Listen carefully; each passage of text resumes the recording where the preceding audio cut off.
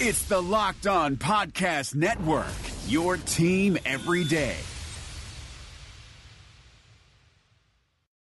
This episode is brought to you by Electrify America. Electric cars, they're normal now. Learn more at normalnow.com. Electric cars may seem a little different, but new technology always seems weird at first. Even podcasts seemed weird when they first came out in the early 2000s, and now everyone listens to them. You're listening to one right now, and just like podcasts, electric cars are normal now. They have longer ranges, faster charging times, and now multiple models to choose from like sedans, SUVs, and even motorcycles, so you can find one that fits your life. Electric cars, they're normal now. Learn more at normalnow.com. Welcome on into the Locked On Auburn podcast. Zach Blackerby and Michael Pappas here with you, recording in a different studio, the Auburn Sports Network studios on Auburn's campus, with the one and only voice of the Auburn Tigers, Andy Burcham. Andy, what's going on, boss? Merry Christmas, gentlemen. Merry Christmas Happy to holidays. you. Merry Christmas to you, man. So when we scheduled this, we didn't realize we'd have huge news coming the day before, but Auburn getting its new offensive coordinator, Chad Morris. What are your thoughts on this hire? It seems like a pretty big one. I think when Kenny Dillingham probably notified Gus Malzahn that he was going to be going with Mike Norvell to Florida State, Yeah. I really think there was one name in Coach Malzahn's mind, and that was Chad Morris, for a number of reasons. One, Chad Morris was available. And that's perhaps the most important thing. Yeah. Two, they know each other well. They're both former high school legendary coaches, so I think he respects that aspect. Sure. And I think he likes the work that Chad Morris has done at Clemson and at SMU and perhaps at Arkansas. He wasn't given much of a chance at Arkansas to try and fix the Brett Bielema mess that was left there. I really think there was one candidate in Gus Malzahn's mind, and it was Chad Morris, and they wrapped it up quickly. I mean, within a couple days of Kenny Dillingham moving on to Florida State, and so Right. Chad Morris is on. It'll be interesting now to see what his role will be. Yes, it's offensive coordinator and quarterbacks coach, and I think that's good for Bo Nix. Not that Kenny Dillingham wasn't. I think he was going to be good for Bo Nix. I think Chad Morris will be good for Bo Nix. Now, what that means moving forward with regard to the offense and calling plays and that, I don't know at this point. Does nothing change as far as Gus Malzahn calling the plays and setting forth the offense? He's always going to have the influence. Well, do you think that role and that relationship dynamic, do you think that's already been decided, or do you think that'll be kind of a, hey, Chad, let's kind of work this out and see what happens? I don't know. I don't know the answer to that. Sure. I think that Gus Malzahn always has a plan, and he probably had an idea when he hired Chad Morris exactly what the role would be. Just what that is, I don't know. We probably won't know until that first press conference when Gus is asked. All right, and it will be the same question that he was asked when Kenny Dillingham was hired a year ago. All right, what's the role here coming in? Because Gus Malzahn took over play calling before the Purdue game last year, right, at the Music City Bowl, and then that continued through this current season. Yeah, I mean, do you think? How do you think this relationship is going to play out? It's clear that they're close. Malzahn was asked about it at the first press conference following Morris getting fired from Arkansas, and he had mentioned they've already talked a few times, and you could tell that he hurt for his friends. So I mean, that's got to be helpful, right? They're friends, and it's more than just coaching friends, I believe. He's talked about that they talked through the season. They probably talked every week except for the Arkansas week. Sure. Quite frankly. And so, yes, they're friends, and I think it's more than just a football friendship. I think that's what the base is for it. And listen, you don't have to be a friend to work together on a coaching staff. I think it probably helps in some regards. And Auburn, Gus Malzahn likes to have those people around him, I think. And I think also Auburn has a very talented offensive coordinator in their midst now with Chad Moore. I think it's a great hire. I really do. Yeah. I mean, it seems like this was the first call, yes, and then it was all. I think it was the only call, quite frankly. Yeah. How long do you think it took after Kenny told Gus for Gus to call Chad Morris? Or Chad Morris's agent. I think that call was made quickly, very, very quickly. And I really think this: when Mike Norvell was named the head coach at Florida State, The writing was on the wall then. I think he had to know that there was a chance that Kenny Dillingham, who had worked for Mike Norvell at Memphis, would be making that move. You don't coach at this level. You don't do it well without kind of reading the tea leaves, so to speak. And this is the time of the year where, whether it's a head coaching spot or assistants or coordinators, there's a lot of movement, especially at this time of the year, right after the season, even before signing day, the first signing day coming up. This is where a lot of the movement takes place. And you've got to be ready. Mm-hmm. You've got to be ready for that next move. I mean, you hear about executives, and it's not just in athletics. They've got that list of people ready in case someone leaves their company, so to speak. Yeah, you have to. And I think that Gus Malzahn is one of those people. He has folks in mind because these coaches, for the most part, are looking to move up. They're looking to maybe take on more of a role even as a coordinator. They're looking for that job as a head coach somewhere. So, and in Chad Morris's case, you're not taking that much of a step back. You're in a spot where you could easily make that jump to be a head coach somewhere else again. Absolutely. And to answer your question, I think it happened quickly. Yeah. I think it happened real quick, as a matter of fact. This episode is brought to you by Electrify America. Electric cars, they're normal now. Learn more at normalnow.com. Electric cars may seem a little different, but new technology always seems weird at first. Just think of podcasts. They were weird when they first came out in the early 2000s. They were actually called audio blogs, and you had to download them onto MP3 players, and now people all over the world listen to podcasts all the time. Just like podcasts, electric cars are normal now. They have longer ranges, meaning they're not just for work commutes. You can take an electric vehicle to your weekend getaway and even on longer road trips. They have faster recharging times, so you don't have to wait around all day for your car to charge. There are more models to choose from. There's sedans, SUVs, luxury vehicles, and even motorcycles, so you can find one that fits your life. With more affordable models and less routine maintenance, they may actually help you save some money. Electric cars, they're normal now. Learn more at normalnow.com. Your team. Okay, let's get it. Locked on LSU, your team every day. Welcome back in to Locked on Bama. You're going to hear about it all week long on Locked on Buckeyes. Every day. Monday through Friday. When it comes to the biggest stories. Everybody's talking, and we're not excluded from the mix. Everything that you could want from a post-game recap, we're going to do. They're far and away the number one team in the country. Winning at this point is the only thing that matters. It's going to put you in meaningful games later.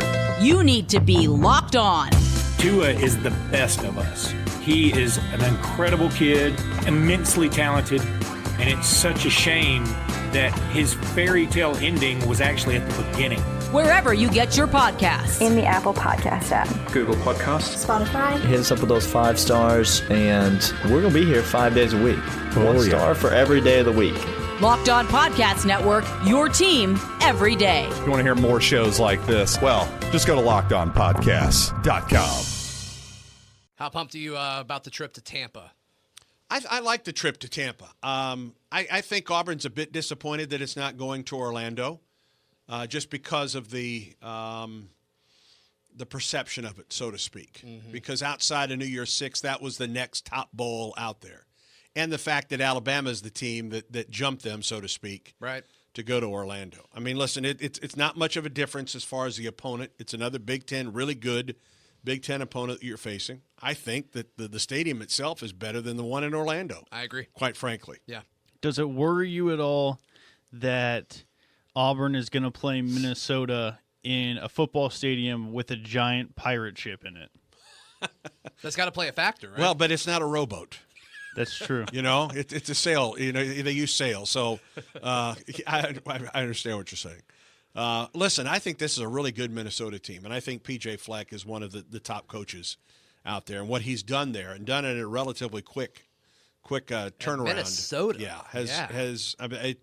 He's done wonders for that Minnesota program. And, I mean, he did a great job at Western Michigan, and he's done a terrific job at Minnesota. And I think this will be a really good opponent for Auburn. It amazes me. This is the first time these two programs have ever met. That's always fun, on right? the gridiron. So, there's no history between these two, despite the fact that Auburn's played a number of Big Ten teams when it has come to bowl season. Sure. In the last 30 years. Yeah. So I'm looking forward to it. I'm looking forward to doing a game there at Raymond James Stadium, and we've been there before. I mean, Auburn's program has been there before. Right. I don't think any of these players have ever been there. You know, they weren't on the last team. Melvin Gordon is still running on that Auburn defense. Yes, that's true. It's crazy. That is true. He had a good day. Yeah, he did. And there was a Carlson kicking in that game. It was just not the current Carlson for Auburn. True. It was Daniel as in his freshman season rather than Anders. Yeah, that's back when he was kicking and punting. Yes, I believe. Yes, indeed. Busy year for him. What do you think about some of the players that are shoe-in for top draft picks playing in this game? I mean, do you expect Derek Brown, Marlon Davidson? That has to be a factor in this day and age. And I don't know. It'll be interesting to see what happens with regard to that. It's become the trend, especially in the non-playoff games, right, where you see guys decide to sit out, and for some it works out real well. Look at McCaffrey with Carolina and what he's done with the Panthers, and he did not play in that bowl game for Stanford. He was one of the first name players to do that, Christian McCaffrey.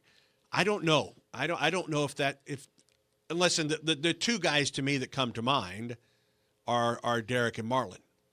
Those are the two guys, and because maybe Tega, maybe Prince Tega, because Tega I think could have gone to the draft a year ago and decided to come back. Certainly, Derek would have been a high pick. So would have Marlon a year ago, and I think they'll be even higher, better draft picks coming into this season. And who knows who's talking in their ear at this point. So it'll be interesting to see how that develops in the next couple weeks. And just from a character standpoint, I mean, it seems like Derek and Marlon both are the kind of guys that they're going to want to be out there with their team. Auburn is going to miss Derek Brown and Marlon Davidson for a number of reasons when their career is done, whenever it is, whether it's the career is already done or whether it's after that game against Minnesota on January 1st, because they certainly will miss them on the field. We all know that. Yeah. They're going to miss them off the field because those are two leaders. Those are two guys that could be playing on Sundays right now rather than Saturdays. They could be wrapping up their first year in the NFL. And they decided to come back to Auburn. And for Derek, it was a number of reasons. I think one of the reasons he came back was his little brother. Sure. To finish it.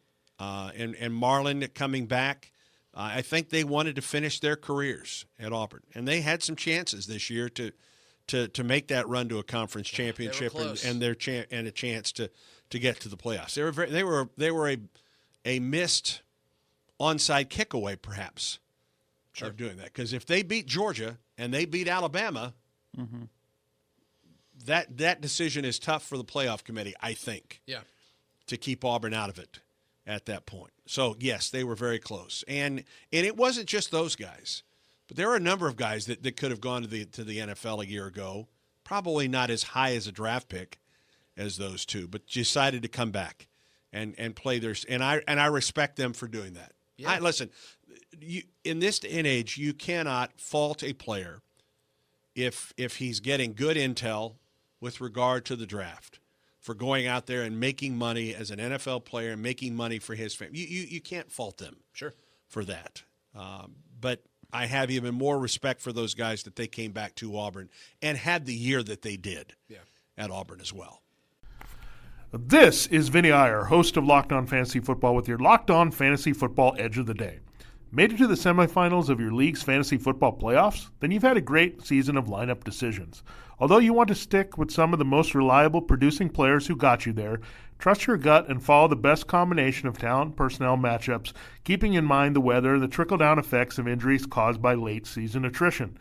Take a little bit more time to examine your own matchup and think about only one thing: how to score a little bit more than your opponent this week. It's all worth it with the stakes raised to the highest in the playoffs. Get the edge in your fantasy football league every day by listening to Locked On Fantasy Football on your preferred podcast provider. Your team. Greetings, 12 Locked On Seahawks podcast. Who dat family, and welcome into this week's Locked On Saints. Hello to all you Foxborough faithful, Locked On Patriots. Every day. Another Victory Monday. It's officially Throwback Tuesday. Crossover Wednesday episode. Thursday Night Football. It is Red Friday edition. When it comes to the biggest stories. And so the Chiefs' news story of today is, unfortunately, at this point in the season, it is continuing to be injuries. You need to be Locked On. We've touched about it on this show and all over Twitter and all that. And all of a sudden, we have a great football team with a championship defense, a franchise quarterback, a running game that can't be stopped. This is exactly why we watch football. Good quarterbacks are maximized in good systems, and that's exactly what we're seeing with Matt LaFleur and Aaron Rodgers this season. Wherever you get your podcasts. In the Apple Podcast app. Google Podcasts. Spotify. Locked On Podcast Network, your team every day. So your first regular season as voice of the Auburn Tigers is in the books. I mean, a lot of firsts there, but holy cow, that first Iron Bowl! What a I bet that was a pretty cool. Yeah, pretty cool and I'm not sure it's really set in yet. Okay, how special that game was. Yeah, quite frankly, that's not one of those games where you can take a step back during the game and say, "Whew, this is pretty special." Yeah, because the game was from start to finish. There was no break in the action. Gosh, that was a ride, man. And and you get done with a game like that, and I look down at the spotting boards that I use, and I've got notes on every player on the 2 or 3 deep in that game for both teams. Yeah, I might have used 5 to 10% of the notes that I had on the board. Is that less than normal? Yeah, that's less than normal. Sure. Just because there was so much action going on in the field that there wasn't a lot of time for me to look down and to pick up a note on a player. I'll be honest, I completely missed – I didn't miss it. I just didn't – it didn't even dawn on me when Bo Nix set the Auburn passing record for a freshman. Oh, wow. I have no idea when that occurred in that game. I had it on my notes. I knew when it should occur. Mm-hmm. Never referred to it. I think it was late first half, if I remember correctly. I don't remember. Sure. So, that's just an example of a game that there's so much going on the field that I didn't. I don't know about Eli in the other booth with regard to the notes and that type of thing. But for me, that was all about the game. It was all about calling the game well. And there was so much going on in that game for me. Is there already extra pressure with it being an Iron Bowl too? Yeah, I felt pressure going into 2 games this year. 3. Let me put it that way. 3. The first and the last one? Oregon for sure. Yeah. And I've told you guys, it really took me a quarter and a half to catch up to the speed of that. I just felt like I could not get into a rhythm until about midway through the second quarter. Okay. I felt a little pressure going into the first home game because that was going to be the game they were going to honor Rod and Paula. Right. So there was that emotional tie to that game. And then I felt pressure going into the Iron Bowl. And I had been in Brooklyn for 4 days leading into that because of basketball. Yeah. And I don't know. I mean, there was just, we had family in town. My brother and his wife were going to their very first Iron Bowl game. And there was a lot on the line, and so I felt some pressure going into that one as well. I'm not sure exactly why, but I did. There's something special about the Iron Bowl. Sure. I mean, it's the game every year. It's the first one of those that I was going to get to call as the voice, the play-by-play guy, and I wanted to do a good job with it. So, what's your favorite? And I was fortunate that we had the kind of game that we did. Do you have a favorite call of a play this year? Was it still Seth's game winner against Oregon, or was it something from the Iron Bowl? Was it the pick 6 from Zacoby? Yeah, Zacoby's pick 6 perhaps is my favorite. Mm-hmm. The Bo to Seth against Oregon will always be there because it was the first game and how that game ended. And that's going to be iconic for a long time. I hope so. Yeah, I think I hope it is. I mean, with all the storylines going into it, I mean, that's going to be something that people talk about for a long time. And is that weird to think about? Yes, it is. Listen, my wife Jan and I, and Jan's been an Auburn fan her whole life. Well, not her whole life. She grew up in a split family. Her dad and her sister both are Alabama grads, and she and her mother are Auburn grads. Okay. And they had season tickets to both programs since the 70s. And Jan still sits in the family season tickets at Jordan-Hare Stadium to this day, so to speak. So Jan and I sat back and kind of looked back, I mean, because that week leading into the Iron Bowl was 6 months since Rod and Paula's passing. Right. And The last 6 months, quite frankly, for Jan and I have been a blur. I bet. With all the changes in our lives and all the changes in a lot of people's lives, certainly Josh and Shelby. And then my job. So, it's this 6 months, this first football season, there are times where it feels like it's hard for me to go back and try and remember different games. It all kind of runs together. Right. And so I'm not. What were you asking? It's interesting that you said that though, because that happens to me, and all I do is watch the games, so I can only imagine, being a part of it in the way that you are, how difficult it must be just to keep everything separate. It is still surreal to think that is the job that I have, and that I go to that booth and put on those headsets, and I get to call the games with Stan and Ronnie and Paul and Jason and Brad and all the folks in our booth. Right. And then I get to come into this office where we're doing the interview today, and I get to get ready for a big basketball game coming up on Saturday in Birmingham against St. Louis University in the Mike's Live Invitational. Sure. And get to work with Sonny and Brad doing basketball, and I'll work with Brad for baseball season coming up. So lots of things have dramatically changed in our lives in 6 months. Well, you mentioned your wife Jan, and obviously the kids. There's been a lot of different versions of that story being told over the past 6 months or so. ESPN on game day did a great bit. There's something on HBO as well. Do you think that story has been told appropriately? Do you think that story is honoring the most? There have been 3 different groups in our home to tell that story. HBO from Real Sports, and Mary Carrillo was the talent, and then ESPN came in the week of. They came in the week, I think, of Mississippi State. Okay. And Tom Rinaldi was in our home. Yeah. And then a couple days later, CBS was in our home. Okay. To do feature. I think all 3 have told the story well.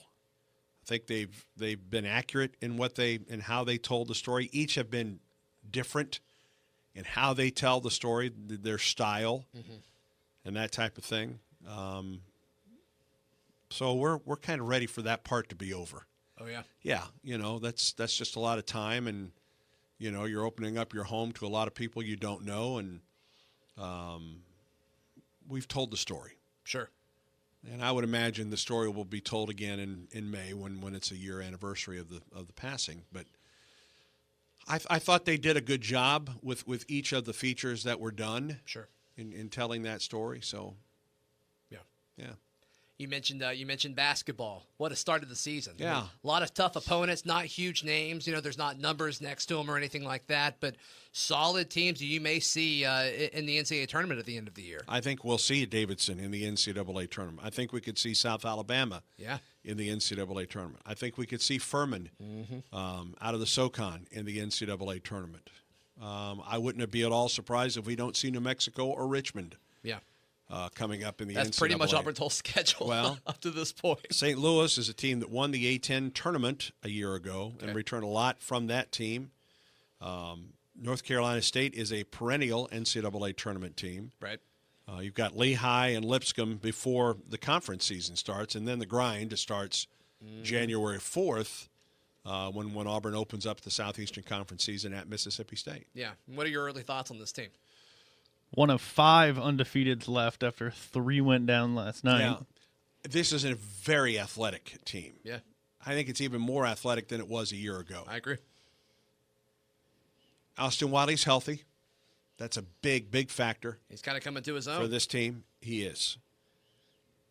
Auburn showed a way that it can win a game when it's not shooting well, and that was the Furman game. It just didn't shoot very well against Furman, and then won the game from the inside out, so to speak. I think this team has surprised even Bruce Pearl to be 8-0. Oh, really? I do. Yeah. I think he, going into the season, expected to take a couple losses early on because he knew the teams that they were playing, and how many players were coming back on those teams. And yet this team's 8-0 going to play a good St. Louis team, which has only lost once this season on Saturday. Pearl's got a lot of respect for the St. Louis team. He's talked about them a few times this preseason. I've not heard him talk about one team this year where he did not have respect for the opponent. Sure. And I don't think that will change, regardless of who Auburn's playing. And then certainly when you get into the SEC, well, that speaks for itself. Yeah. The last time Auburn played at Birmingham, it played a UAB team, and that arena was pretty crazy. I mean, it was a fun environment. I imagine it's going to be more Auburn. I would think so. It'll be a little more of an Auburn crowd this week, and I don't know how many St. Louis will bring with it to the game or not. And I think that's I don't know if it's a concern is the right way to put it for Bruce Pearl. He wants to see a huge Auburn contingent at this game, and not just because he wants Auburn to be well represented there, but he's played a lot on the road. Some of these games have been neutral site games, like Davidson when they played at Navy, and the 2 games they played in Brooklyn. But he also knows the value of playing a game at Auburn Arena now, and how much of a home court advantage that is. And his point is this: listen, if we're going to go and play a game like this, there better be a big Auburn crowd there at this game for us to leave the arena to go play a team like St. Louis University. Right. Yeah. How is it different for you? I assume you use spotting boards for basketball also. Yeah. And how is it different for you prepping for basketball where you might have 2 games in a week versus for football where I need to have my board ready by this day to be prepared for the game on Saturday and all that? I already have names and numbers and stats in for Auburn for the Minnesota game on January 1. The St. Louis boards for Saturday are complete, and I'll start to work on North Carolina State and Lehigh later this week. I always try to be ahead as far as that. Basketball is different because at the most you're prepping for 14 or 15 players on the other team. So it's not nearly as involved as far as the number of opponents or home players that and for Auburn's spotting board, so to speak, or score sheets, you're basically updating stats and a note. For example, Isaac Okoro, career high, 18 points, 9 rebounds, 2-time SEC Player of the Week, that type of thing. So there's not a lot of change on the Auburn side other than the stats. Sure. Andy, thank you so much for your time, man. We My really pleasure. appreciate it. I know you're super busy, and hopefully we can do this again soon. Love to, guys. Have a great day. War Eagle. Thank you. Back at you, Andy. Be sure to tune in tomorrow. We'll be back for the Thursday edition of Locked On Auburn tomorrow. This has been another edition of the Locked On Auburn podcast.